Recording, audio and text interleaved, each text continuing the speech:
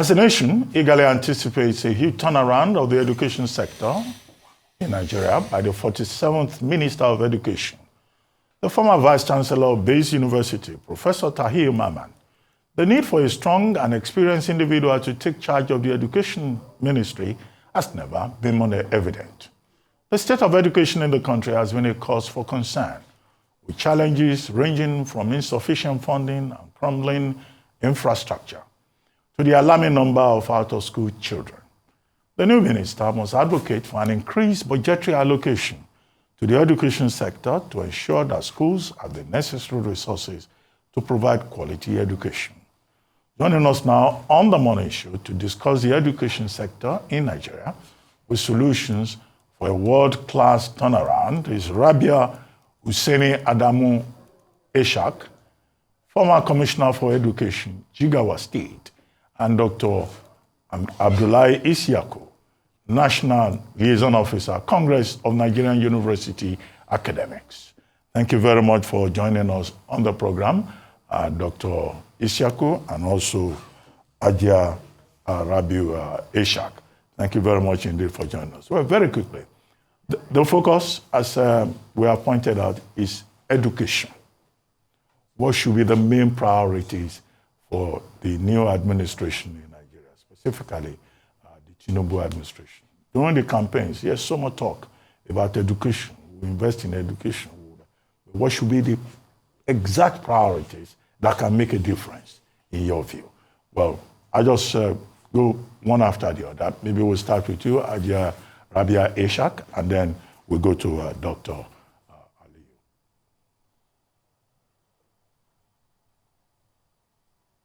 Please go ahead, if you can hear me. Is that me? Hello? Hello, yes, I can hear you clearly. Okay, good morning, everybody. I'm very happy to be at this session today to talk about something that I'm passionately, in love with, to see that at least the sector in education in Nigeria, especially the basic education sector, has been back on its, course. As you said in your introduction, the sector has its problems, its challenges, which are many. And we have campaigns, promising to do a lot more in the education sector this time around. And we are happy that the ministers have been appointed and they're in place. And we hope that our contributions here will help them to focus and really, get the sector up as a matter of, development priority for the nation. We have spent so many years from the 1800s when education was first introduced in Nigeria. That's the formal education by the missionaries. Of course, in the north, we've had prior education through the Quranic education system. But generally, I would say that my own experience shows that the system has not really been getting better. To me, I think it's getting worse, especially at the basic education level. I am a firm believer that this country will move forward faster if we prioritize the basic education sector. I know the other sectors, my colleague here will be talking on the tertiary sector, I'm sure. I always speak for the basic education sector because I believe that without the foundational skills, our future generations will not be able to sustain the development that is needed to make this country great. We, my generation, are proud to say that we are beneficiaries of a very robust public education sector, especially at the primary school level. We were given the best of everything, and I think that we can still do it. It's not difficult. We're not reinventing the wheel. We know everything. This country has great, resources. And over the years, we have developed so many policies, so many protocols on education. And I don't believe that, we have done enough in terms of implementation. So I would like to call, for us all to rethink our strategies and go back to the basics and insist on getting the primary education sector, that is basic education sector, the first 9 years, well, if we get those 9 years, in good stead, I believe that this country, will still, be the country to refer when it comes to human capital. We've seen how our children are doing outside the country. They're all leaving. And so because we are giving them good quality education, at least for those that are leaving, I believe that if we do not do something about the primary education sector now, this Japan spirit may not be there anymore, because by the time, we have destroyed the primary education sector completely, then there will be nobody to go to the secondary and the tertiary sector. So my call is, my insistence is we do the public sector, primary public sector very well, because that is where the country gets all its manpower needs. That is where we get our teachers. That is where we get our doctors. That is where we get a lot of our, people that are willing to work hard.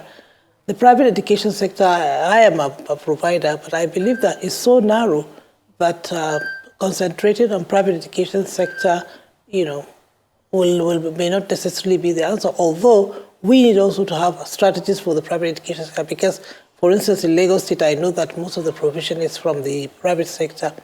So we will also focus on private sector, but I think the public sector is a key area that we need to work on to ensure that every child is in school, to ensure that education for all is our business all, and it should be for all children.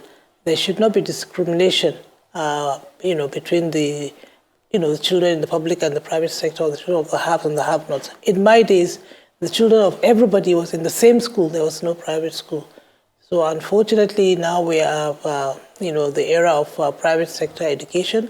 I'm not regretting it. I think it's a good development. It involves, a lot of, people with different skills. So I think it's a good area. But my main concern, actually, as a citizen of Nigeria, is in the public education sector. We need to provide for all children. So because we can't keep having 20 million, 30 million, whatever million children out of school. We have to have everybody in school. And beyond that, I believe also, even those in school, technically for me, I have realized, from my work in the development sector, from my work in the public sector, I've realized that even those in school are not in school because of the quality of what we are giving them. The learning outcomes are so poor, the indices are so bad, that honestly we ought to really do something, and do something very fast now. Okay, thank you, Ajay Ishak. Let me now come to you, Dr. Isyaku. Well, you are a member of CONWA, so you are likely to talk about tertiary education, but maybe you also want to respond to the distinction that Ajay Ishak tried to make between public education system and the private education system, particularly at the basic education level. But university education, of course, is also important.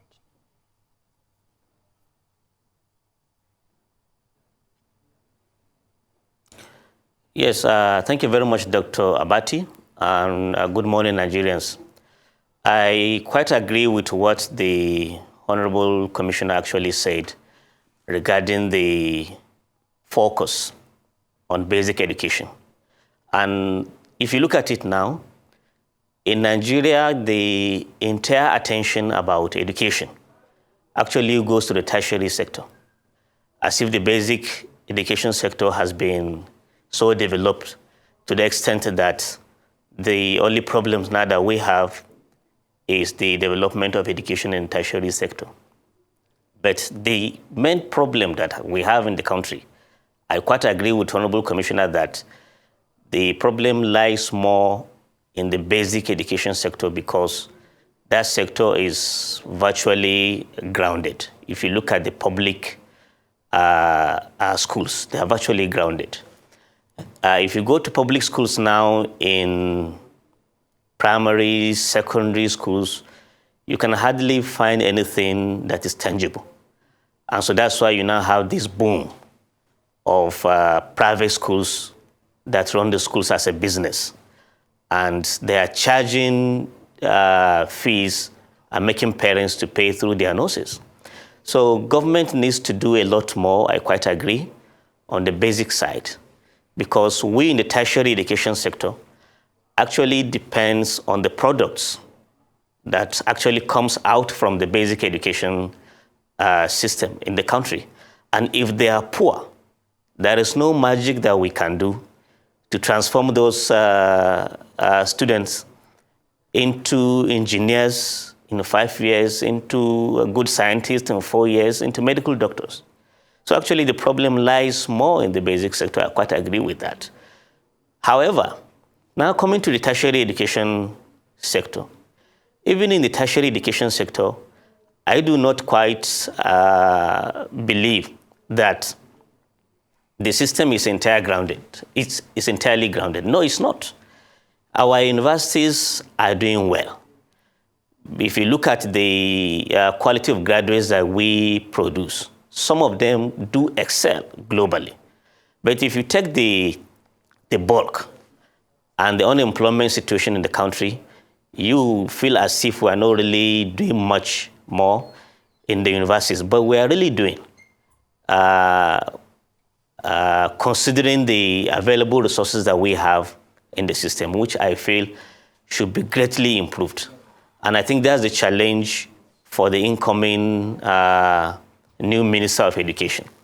And thankfully, he is from the academia, both public universities and also private universities, so that he can be able to bridge the gap that do exist in terms of funding, quality education delivery between the two systems.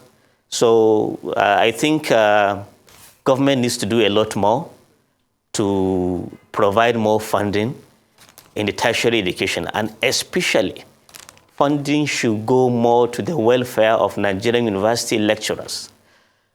Whenever I speak with some of my friends, and then I tell them the meager amount that Nigerian university lecturers do take as take-home pay, is quite ridiculous if you look at it. How can a Nigerian university professor earn the highest amount that any Nigerian university professor can earn in a month? It's less than 420,000. This is what an ordinary desk officer in a government agency actually take. So I think that should be greatly improved. And that is the main issue that unions in the Nigerian universities should actually focus on. Provide more welfare and motivation for Nigerian university lecturers. And I can bet you that you see a lot of productivity being enhanced, and then the quality of the graduates too that will be turned out into the industry will be greatly improved. All right, thank you very much, Dr. Isyaku. And my question is for both of you with regards to this setting of agenda for the Minister of Education. In terms of priority areas, we have, Hajia Isyaku, you have highlighted some of the challenges you faced in your experience and a few solutions, especially drawing from the private sector, which you also play in. And Dr. Isyaku, you've talked about funding for tertiary institutions, but beyond that. Now, UNESCO, one of the issues that the minister will be trying to tackle is to reduce the number of out-of-school children in Nigeria. According to UNESCO, we account for about 20% of the world's out-of-school children, with 20 million. So that means that one in every five child in Nigeria is out of school. 5 children in Nigeria is out of school. And then we also have issues around teacher training, issues around infrastructure, issues around research, and as you mentioned, funding. In the last administration, funding was at best 8.7%, when the recommended funding allocation per budget is between 10 to 20% from UNESCO. How would we begin to fund education in a better way, especially with the state of our economy? And then 2, beyond funding, the other areas that you would like to see improve policy direction. We once had the Adopt a School initiative under the, I believe it was the President Obasanjo administration, when Mrs. Obieze-Kwesili was Minister for Education, where private sector involvement was key. What are some of the policy directions, recommendations for the minister to begin to see an improvement in the education system, which is said to be in dire condition?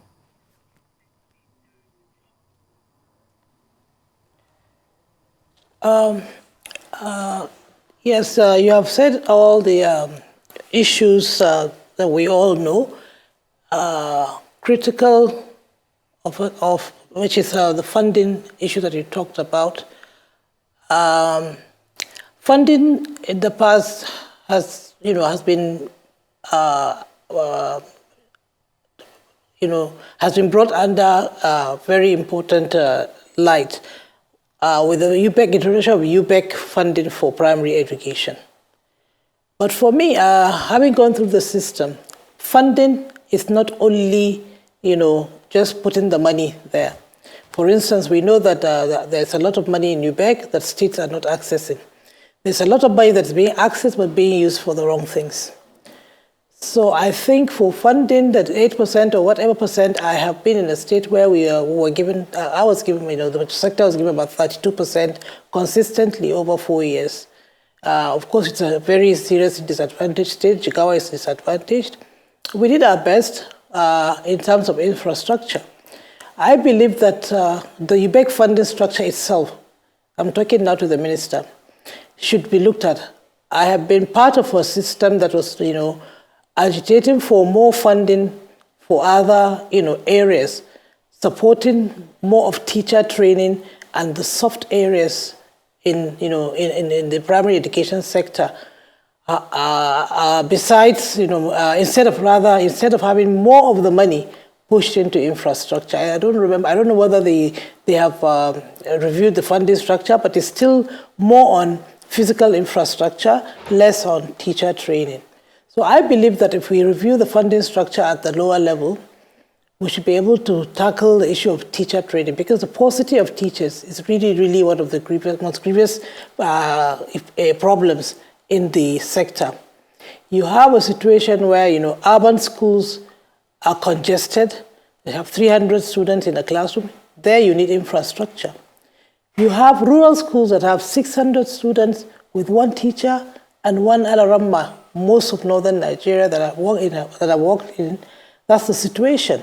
So there's a difference between what is needed in the urban sector and the rural sector. I think UBEC should also take a cognizance of that. Review the funding structure and ensure that more money, at least, or equal balance amount of money goes to both physical infrastructure that I think in some cases is needed, and teacher provision. So there's serious need to address that. I also think that the curriculum at the lower level needs to be reviewed, and I want to emphasize the 3 R's. Let us teach reading, writing, and arithmetic at the lower level, and based on basic science, some skills, moral instruction. But right now, I feel personally that the curriculum is a little bit laden. It's so heavy that we don't have the resources.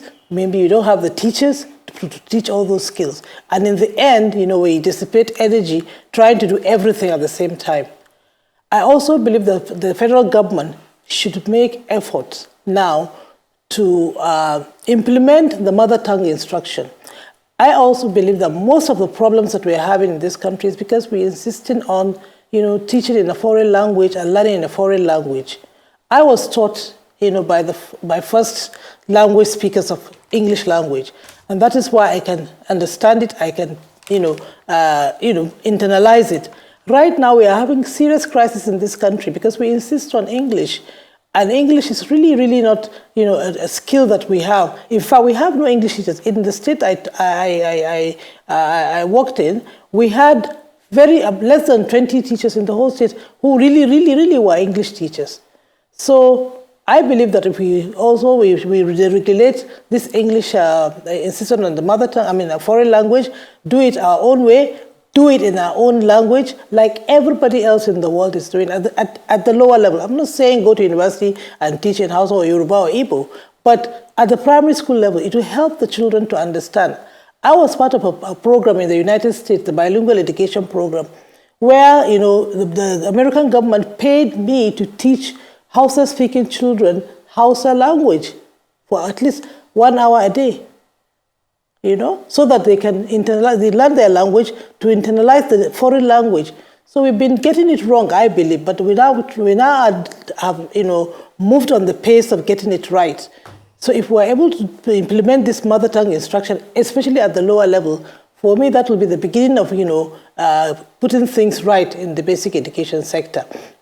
Because learning can now take place in a more known environment. Because, education, you go from the known to the unknown, rather than from the unknown to known. Because children, have been finding it difficult to teach, to learn in other languages, but their own language. But they find it easy to learn a second language quickly once they have mastered their own language. It's been proven everywhere in the world. And that is why everybody insists on his language. The Chinese, the Japanese, the Arabs, everybody does it in his language. So why not we in Nigeria? I know we have issues with languages, but we can sit down and talk it. I've been to Ghana, where the teacher training institution is teaching every method, pedagogy and methodology in every single, language.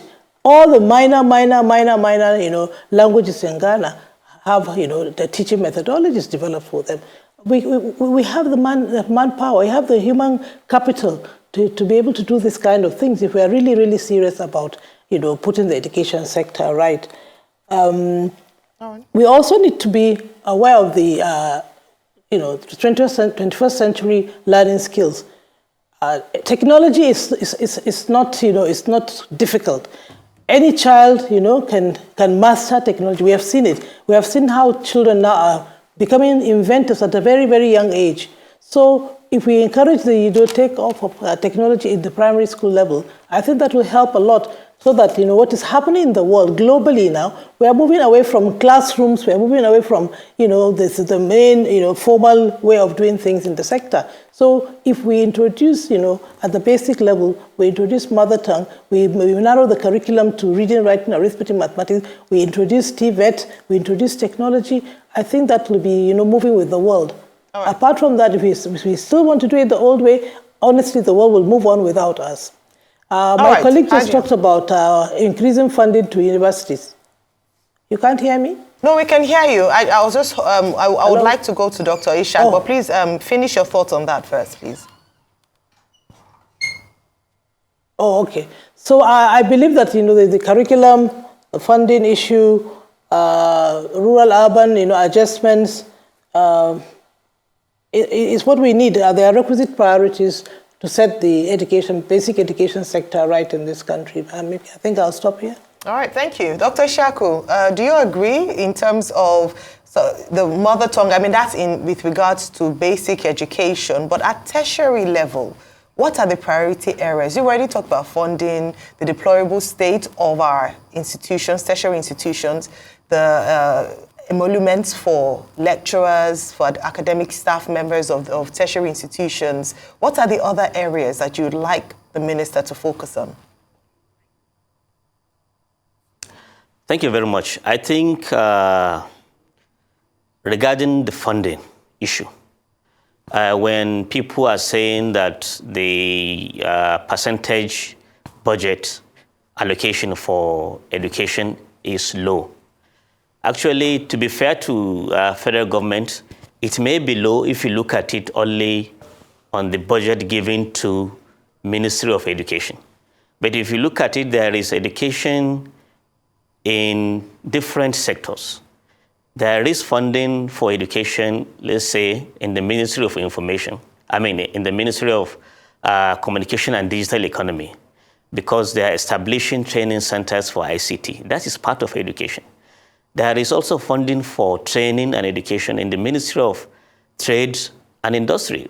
That is actually the mother ministry for ITF, and ITF also is doing a lot at training our students and all that. So, but by the time we now pull in all these funding that are situated within different ministries and targeted at education, I'm sure that 8% or so is going to increase. And even that, government is busy establishing more universities. So that is why the funding issue will be very difficult to resolve, because we are adding more universities. And it is important to add more universities because there are more and more Nigerian students that will actually qualify for university education. So you need to have more places for them to be absorbed. So that is on one hand. When you now come to the universities themselves, having admitted students into the university, who is actually going to teach them? is going to be the lecturers. If the lecturers are not motivated, if the lecturers are not paid well, if the lecturers are being overworked like they are now, you can hardly get anything better out of this. And again, I agree with what the Honorable Commissioner said regarding outdated curriculum.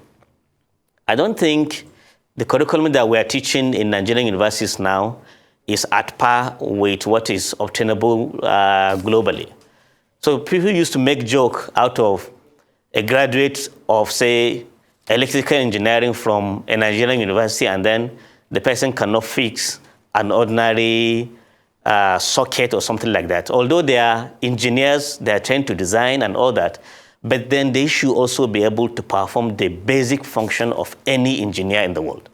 Which is why in my university, in the University of Abuja, the new Department of Geology and Mining now is being designed to be run in partnership with the industry, because we come to realize that geology graduates that Nigerian universities used to bring out cannot really do much on their own out there in the field.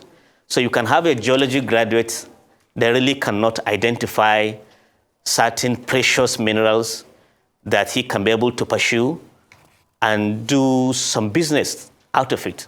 So we are trying to change all that narrative. So we are now talking to the industry partners and say, look, rather than the industry sitting down to complain that Nigerian graduates are not employable, why can't you come and join hands with us in producing these graduates? The laboratories that we may not have in the system, why can't we take our students to your laboratories? Use your own staff as illustrators. Teach our students what is obtainable in the industry, such that by the moment they come out, you will find them worthy of being employed, and you will not spend any more money to train them again, because they've got the curriculum, the theoretical components within the university, and also they have added with the cutting-edge technologies in the industry, and that is exactly what we are doing now. So we are talking to different industry players to come and partner with us in developing the next generation of graduates in the field of geology. And the funding matter can hardly be resolved even by this administration, unfortunately. Okay. Except if government is ready to give autonomy to universities. Let universities be 100% autonomous. Okay. The Kwara State University, for example, I like the idea of the Kwara model. They established that university to fund itself. So within 5 years of its establishment, today Kwara State University is generating its own internal funds to pay staff salaries and run itself almost 100%. Why can't we try such models for our own federal public universities and see what we can get out of it? Okay, sir. But I'd like to come to you. But in all of this conversation about better pay, it was Konwa that the government used to assault ASU. If you remember that conversation, it was a quick passage, of the registration and all of that the government used and say, okay, there are other multiple unions, because this is what ASU has constantly always fought for. Better welfare for teachers and everything. Can you talk to me about the politicking that went on with all of, that and the association? And secondly, I want us to dwell more on this conversation about pedagogy curriculum and also AI for education, because it's a conversation we need to have. The new educational trend emerging is centered around AI for education and the role AI is going to play in education. Can we just talk about this concept, but also clarify that ASU Konwa conundrum? And for you, Ma, the question will be, okay, but I'll come to you first, sir. Yes. Say that, and afterwards I'll come to her. Yeah, go ahead. Okay. Go ahead, doctor. Thank you very much. Let me just clarify and also say that government did not use Konwa to settle scores, if you like, with ASU. Konwa approached federal government for registration. The union was formed at Obafemi Awolowo University in 2018, early 2018, and then applied for recognition as a trade union to the Department of, the Register of Trade Unions in the Federal Ministry of Labor and Employment.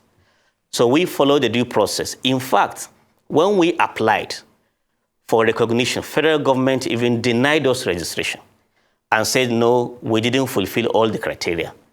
So and then we now face another committee to make another defense, add more documentation until federal government gave us registration early this year.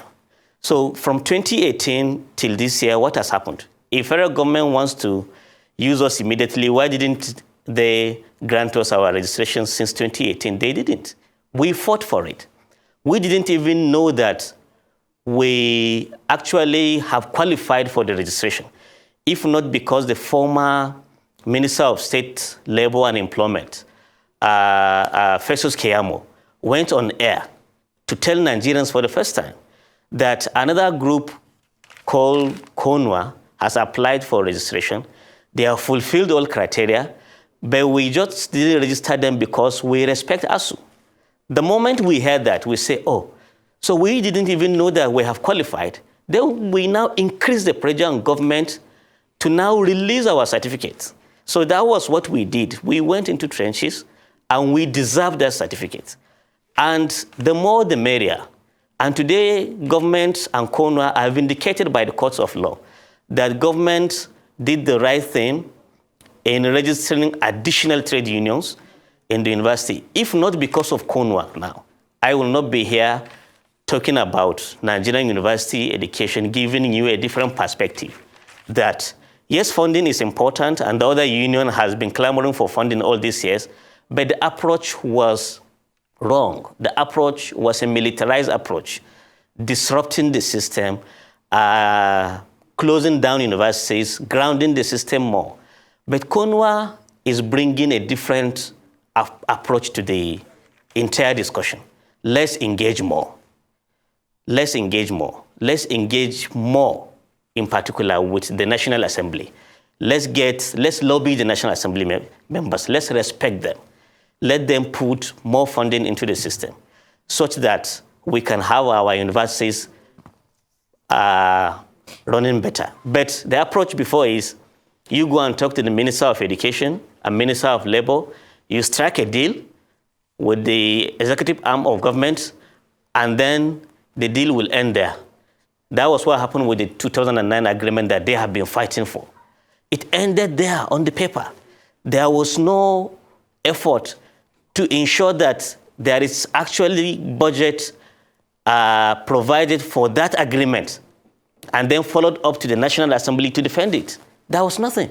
So there was an agreement done with the executive arm, but then the National Assembly knew nothing about it.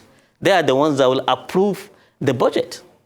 So that approach was wrong. And then if funding didn't come out, they go on strike, shutting down all the system. We are saying, let's have a different approach. Let's engage, let's respect everybody, including the executive and the National Assembly. Let's engage more. And hopefully, by bringing everybody on board, rich in the debate, we may be able to, at the end of the day, have a way through. So let's talk about pedagogy, curriculum, and AI for education. Yes. Our curriculum is outdated. I can agree with you, our curriculum is outdated. And now even the debate is about the CC mass that the National Universities Commission has now adopted. And I can tell you, in the Nigerian universities now, there is a lot of tension regarding that CC mass, because that gave the NUC, the regulator, the power to design up to 70% of the content of the Nigerian universities curriculum, and then only giving 30% to individual universities to be unique in their own contribution for the course curriculum. And I think what the Nigerian university lecturers are saying is each university should be able to give more than what the NUC has been able to provide. So by the time we work out on the curriculum, but for us in the University of Abuja, we are following the BMAS, and then the percentage given to us is what we are now talking to industry partners to supply to us. what is it that is obtainable in the industry that we can be able to put in our own curriculum and get it approved so that we can be able to teach it. So for now, without the fight, we can find a way within the 30% CC must given to us by the NUC to at least bring in new improvement, including the artificial intelligence that you are now talking about. Is the in thing now globally. What can we do to improve on our system? It will help us greatly and also help in the quality of graduates that we produce. Okay, thank you so much. Ma, for you, artificial intelligence for education, AI for education, curriculum and pedagogy, what's your take on this? Yes, the knowledge is dynamic, and it keeps changing. Previously, technology was changing at a pace of maybe new inventions in 10 years. It narrowed down to maybe 2-3 years. Today, I think that things change almost every day. New knowledge is coming on every day.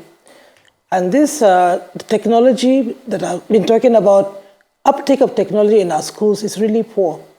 And AI is the knowledge of the future, and it's already the knowledge of today. It's already here.